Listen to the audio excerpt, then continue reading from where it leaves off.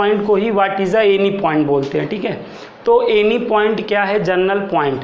General point का मतलब आप जनरल नॉलेज से आप लीजिए। जनरल नॉलेज पढ़ने से क्या होता है? जनरल नॉलेज से आपको हर प्रकार का नॉलेज मिलता है, देश दुनिया में, खेल संबंधित है कि नहीं, नदी संबंधित, मतलब कौन सा, मतलब हर तरीके का नॉलेज आपको मिलता है। अगर आप जनरल नॉलेज पढ़ेंगे, कौन सा आदमी दुनिया में सबसे मोटा है, कौन सा आदमी दुनिया में सबसे छोटा है कि नहीं, आपको खेल संबंधित, नदियों संबंधित, गड्ढों संबंधित, हर संबंधित आपको जनरल नॉलेज में रिलेशन, मतलब आपको नॉलेज मिलेगा। तो जनरल नॉलेज पढ़ने से क्या है, हमें हर तरह के नॉलेज मिल रहे हैं। इसलिए हमें वीकली जो जनरल नॉलेज आता है वो पढ़ना चाहिए, या बीच बीच में जनरल नॉलेज पढ़ते रहना चाहिए। तो देश दुनिया में कौन देश कहाँ पे कब्जा कर लिया, कौन में युद्ध छिड़ने की आशंका है, ये सब चीज़ें हमको पता चलती रहती है जनरल नॉलेज के थ्रू।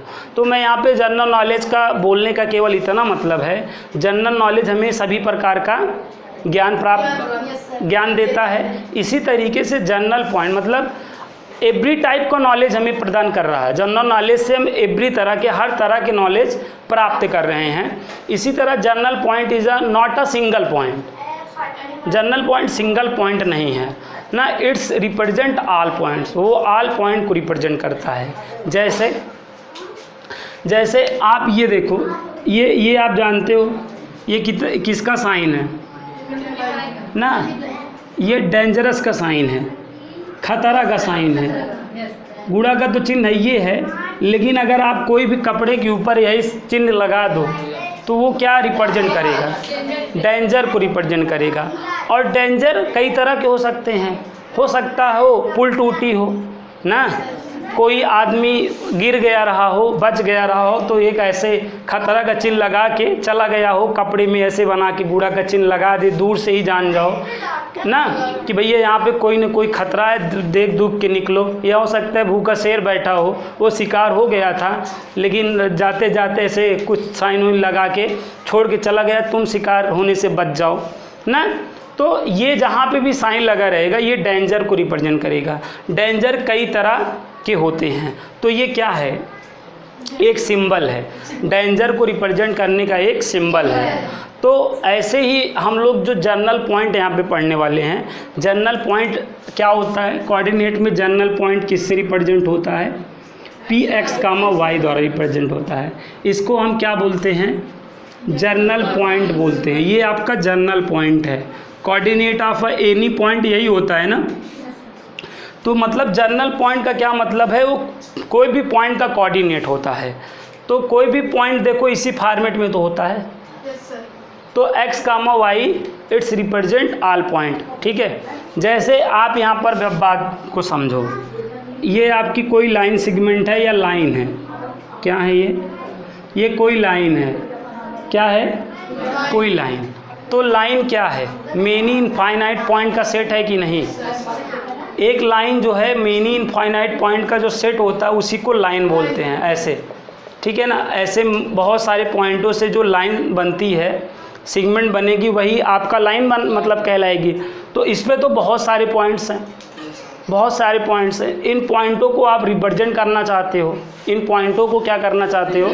रिप्रेजेंट करना चाहते हो। तो इन कोऑर्डिनेट ज्योमेट्री आप कैसे रिप्रेजेंट करोगे? तो अगर आप इस पे ऑल पॉइंटों को रिप्रेजेंट करना चाहते हो, कोई भी पॉइंटों को रिप्रेजेंट करना चाहते हो, तो आप इसी लाइन पर एक जनरल पॉइंट px, y कर लो।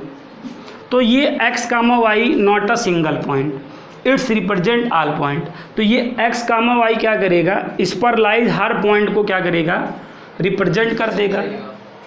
क्या कर देगा? रिप्रेजेंट कर देगा।